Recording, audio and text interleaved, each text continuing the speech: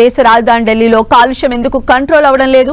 అధికారంలో ఏ పార్టీ ఉన్నా ఈ సమస్య దశాబ్దాలుగా ఎందుకు వెంటాడుతోంది?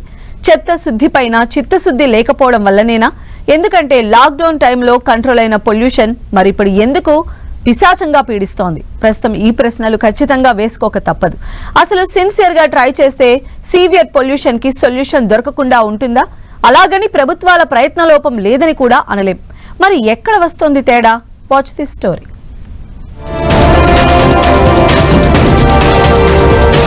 ఢిల్లీలో పొల్యూషన్ ఎందుకు కంట్రోల్ అవడం లేదు?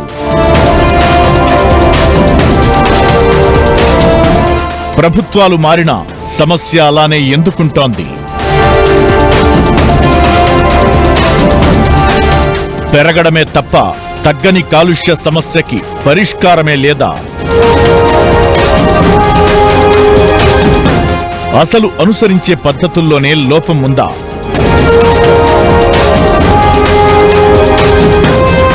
క్వాలిటీ మేనేజ్మెంట్ కోసం కమిషన్ ఏర్పాటుకి సుప్రీం సూచన.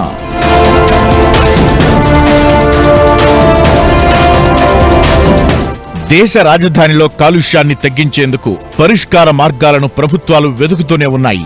ఎప్పటికప్పుడు తీసుకుంటున్న చర్యలు సక్సెస్ అయినట్లు కనిపిస్తున్నా అది తాత్కాలికమే అవుతోంది. ఈ నేపథ్యంలోనే సుప్రీంకోర్టు అసలు ఎయిర్ క్వాలిటీ మేనేజ్మెంట్ కోసం ఓ కమిషన్ ఏర్పాటు చేయాలని ఢిల్లీ ప్రభుత్వాన్ని ఆదేశించింది. నవంబర్ 22న కోర్టు ఇలా చెప్పగానే కాలుష్యాన్ని నివారించేందుకు అవసరమైన చర్యల కోసం యంత్రాంగం రంగంలోకి దిగింది. దాని ప్రకారం graded response action plan grab అమలు కోసం ఢిల్లీ రెడీ అయింది. ఇందులో భాగంగా గ్రాప్ 3, గ్రాప్ 4 అంటూ కొన్ని పద్ధతులను ఢిల్లీలో అమలు చేయబోతోంది. 50% మందికి వర్క్ ఫ్రం హోం ఇవ్వడం అనేది గ్రాప్ 3లో ఓ భాగం కాగా, భారత్ స్టాండర్డ్ ఇంజన్లున్న వాణిజ్య వాహనాలను రోడ్లపైకి అనుమతించడం లేదు.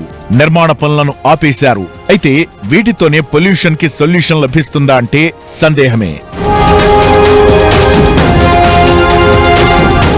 ఢిల్లీలోని కాలుష్య సమస్య తొందరలోనే రాజకీయ ఎజెండాగా కూడా మారనుంది. అసలు ఇప్పటిదాకా ఈ దిశగా పొలిటికల్ పార్టీలు ఆలోచించలేదు. కానీ గ్రాప్ 1, గ్రాప్ 2 అంటూ ఏవేవో పద్ధతులతో రోజువారీ కూలీల బతుకులను చితికిపోయేలా చేస్తున్నారే తప్ప నిజంగా సమస్యకి అది పరిష్కారం కాదనేది దశాబ్ద కాలంగా ఈ పద్ధతులను చూసిన వారి మాట. ఎందుకంటే అసలు ఎయిర్ క్వాలిటీ ఇండెక్స్ ని చూపించి ఎప్పటికప్పుడు సమస్యని చల్లబరుస్తున్నారే తప్ప నిజంగా కాలుష్యం తగ్గడం లేదనేది స్థానికుల మాట. ఎయిర్ క్వాలిటీ ఇండెక్స్ డేటాని కూడా ట్యాంపర్ చేస్తున్నారనేది వారి వాదన.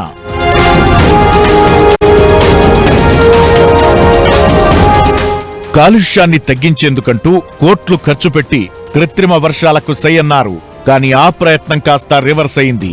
ఇదే సమయంలో గతంలో ఢిల్లీ సీఎం రేఖా గుప్తా హర్యానా, ఉత్తరప్రదేశ్, రాజస్థాన్ నుంచి వచ్చే పంట వ్యర్థాల కాలుష్యం తగ్గిందని, కానీ పంజాబ్ నుంచి మాత్రం తగ్గడం లేదంటూ రాజకీయ ఆరోపణలు చేశారు. Indian council for agriculture research లెక్కలు మాత్రం వేరుగా ఉన్నాయి. హర్యానా, పంజాబ్ రెండు కూడా తాము గతంలో పంటలను కాల్చడం ద్వారా వచ్చే కాలుష్యాన్ని సగానికి సగం తగ్గించుకున్నాయనేది ఈ లెక్కలు తేల్చేస్తున్నాయి. అంటే ఈ కాలుష్యం సమస్యలోనూ రాజకీయం జొరబడిందనేది అర్థమవుతోంది. ఢిల్లీ కాలుష్యానికి పొరుగున ఆమ్ ఆద్మీ అధికారంలో ఉన్న రాష్ట్రమే కారణమనేలా వ్యవహరిస్తే ఇక అసలు సమస్య ఎలా తీరుతుందని ఈ లెక్కలు చూసిన వారు ప్రశ్నిస్తున్నారు.